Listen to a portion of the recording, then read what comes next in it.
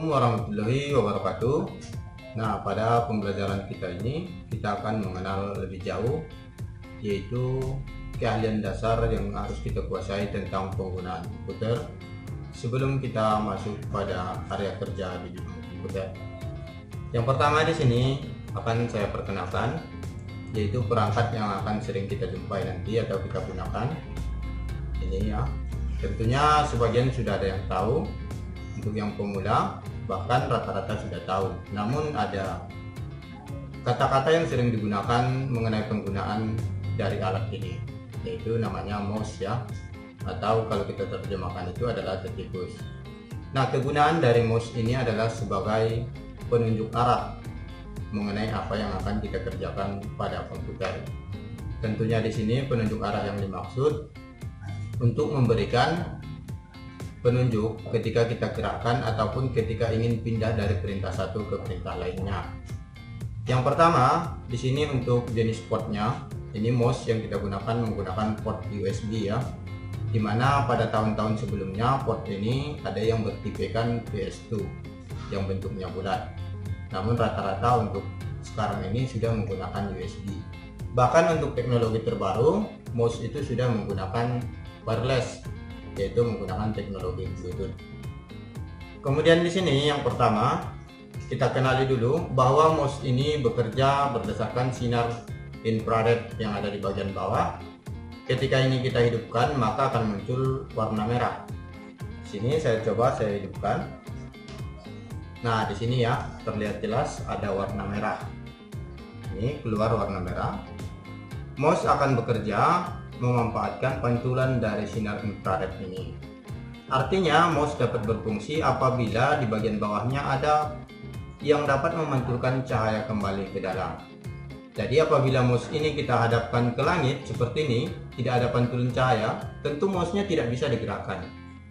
Jadi ingat kata kunci pertama, bagian bawah dari mouse harus tertutup agar pantulan cahaya infrarednya dapat memantul ke atas. Barulah mouse dapat kita gerakkan. Kemudian kita lanjut pada tahap berikutnya. Untuk bagian tombol pada mouse itu ada dua tombol ya. Ada yang disebut dengan klik kiri, kemudian ada klik kanan. Jadi apabila ini saya hadapkan seperti ini, kemudian posisi tangan yang benar itu yang umum digunakan itu adalah jari telunjuk untuk sebelah kiri, kemudian jari tengah untuk sebelah kanan. Seperti ini posisinya. Jadi agar nanti tidak lain daripada yang lain, jangan memegang mouse dengan cara yang aneh ya, kalau tidak mau menjadi liputan nanti. Ada yang memegang seperti ini hal-hal yang sering kita jumpai. Kenapa? Karena mungkin terlewat pengetahuan dasar bagaimana untuk penggunaan mouse. Ada juga yang seperti ini, dua jarinya di sini, dua di sini. Tapi yang umum digunakan itu telunjuk ini kita letakkan di kiri, jari tengah di kanan, posisinya seperti ini. Kemudian kita lanjut. Apabila kita sering mendengar istilah klik ya, misalnya Anda diminta untuk silakan diklik mouse-nya, maka yang difungsikan itu adalah jari telunjuk ini, klik satu kali. Kemudian double klik, tetap telunjuk 1 2. Triple klik, kemudian 1 2 3. Nah, untuk jari telunjuk sendiri itu ada 4 fungsi. Yang terakhir itu adalah drag and drop. Ini kita klik, kita tahan, baru kita geser mouse-nya. Itu disebut dengan drag and drop.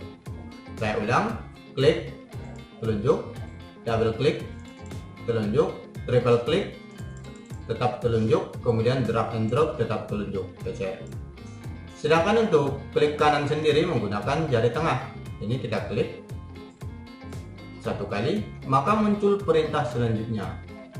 Jadi kegunaan klik kanan itu untuk melihat option perintah lanjutan.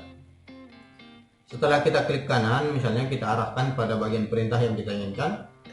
Begitu sudah tepat, lalu disambut dengan klik kiri satu kali. Kita klik ya. Nah, itulah bagaimana cara penggunaan kedua tombol pada mouse. Kalau dia istilahkan klik, berarti ingat sebelah kiri menggunakan jari telunjuk. Kalau dia menyebutkan klik kanan, baru kita jari tengah sebelah kanan. Kemudian untuk fungsi berikutnya, di bagian tengah ini ada roda mouse ya. Ini digunakan untuk scroll, untuk menggeser lembar kerja. Misalnya kalau lembar kerja kita terdiri dari 10 halaman atau 100 halaman, untuk pindah ke halaman berikutnya, ini roda mouse-nya kita putar. Kalau kita tarik arah ke kita seperti ini, saya tarik arah saya, maka akan berpindah dari halaman 1, halaman 2, halaman 3 sampai dengan halaman selanjutnya. Sedangkan apabila sebaliknya, saya putar arah ke depan, maka dia akan mengembalikan, misalnya dari 3, 2, 1. Seperti itu ya cara penggunaannya. Untuk lebih jelasnya nanti kita akan praktekkan bagaimana penggunaan mouse pada lembar kerja. Lalu perangkat kita yang berikutnya adalah tentang keyboard. Ini keyboard komputer yang sering digunakan. Ada jenis-jenis keyboard ya, namun pada kesempatan ini kita akan mengenal mengenai fungsi-fungsi yang paling sering digunakan. Untuk yang tahap pertama di sini yang harus saya jelaskan, bagaimana untuk membuat huruf kapital atau caps lock, atau sebaliknya membuat huruf kecil ya. Di sini perintah yang kita pakai ada tulisannya caps lock ya, caps lock. Cara penggunaannya cukup kita tekan satu kali, maka otomatis semua abjad ini akan menjadi huruf kapital A sampai Z. Apabila ingin kembali ke huruf kecil, ini kita tekan satu kali untuk mengembalikan pada posisi semula, berubah kembali menjadi huruf kecil. Karena ini kebutuhan yang paling sering, yaitu membuat huruf kapital dan huruf kecil.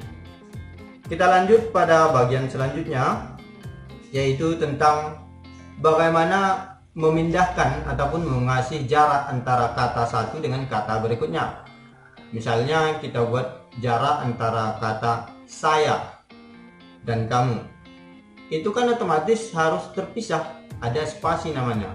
Untuk spasi itu sama dengan penggunaan tombol pada handphone atau smartphone sekarang, yaitu tombol yang paling panjang.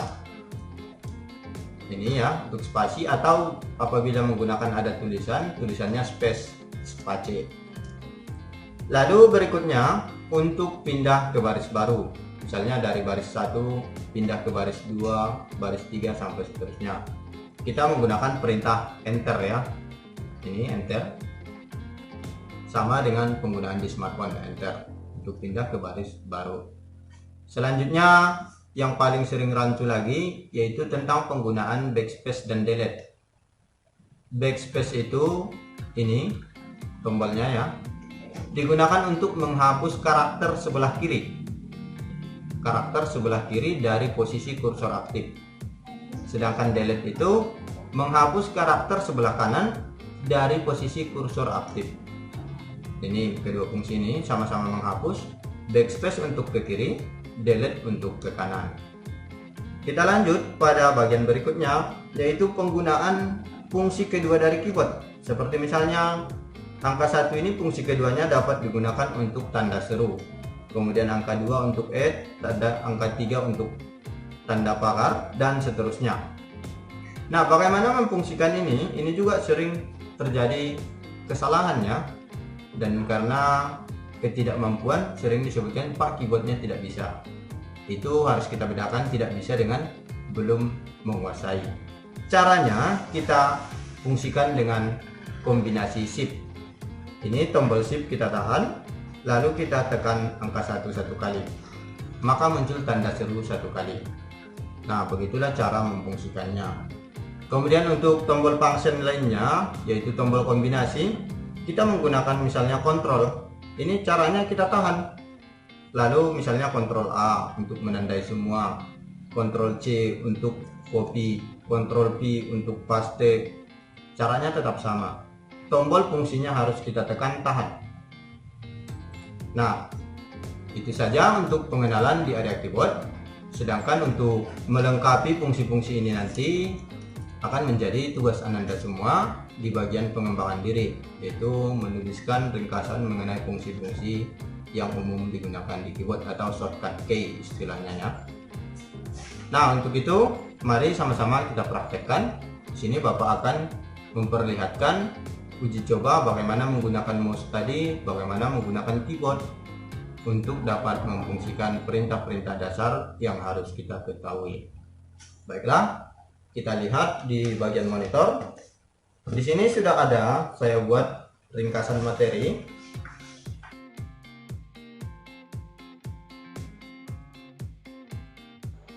Yang pertama tadi fungsi mouse itu adalah untuk menggerakkan kursor, yang dikatakan kursor ini, yang panah ya.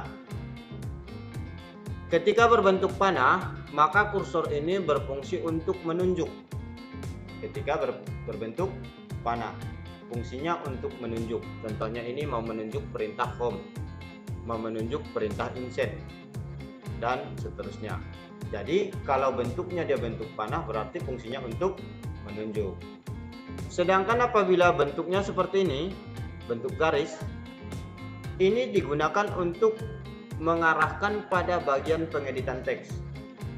Contohnya ini mau saya edit, maka setelah berbentuk garis seperti ini kemudian klik, berarti sebelah kiri satu kali.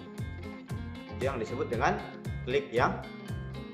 Ini misalnya klik kiri, klik satu kali tombol bagian kiri mouse dengan jari telunjuk. Berarti posisinya seperti ini, maka yang saya klik ini yang berfungsi. Bukan dua-duanya diklik ya, karena ini memang keahliannya sederhana, tapi banyak yang tidak paham dengan fungsi ini. Kemudian di sini saya contohkan untuk satu kali klik. Saya misalkan di sini kita akan membuka satu aplikasi, berarti bentuknya berbentuk panah seperti ini. Kita tunjuk dulu aplikasi yang akan kita buka. Saya misalkan di sini kita akan membuka Excel. Nah, ini kita tunjukkan dulu ke sini. Baru kita klik satu kali. Ini tidak bisa membuka aplikasi. Karena satu kali klik itu digunakan hanya untuk memilih. Digunakan untuk memilih. Tidak bisa membuka aplikasi. Untuk membuka aplikasi itu bagaimana, Pak? Yaitu pada bagian kedua ini.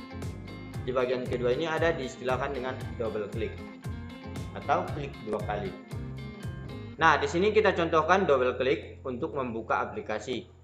Saya misalkan di sini saya akan melihat roster.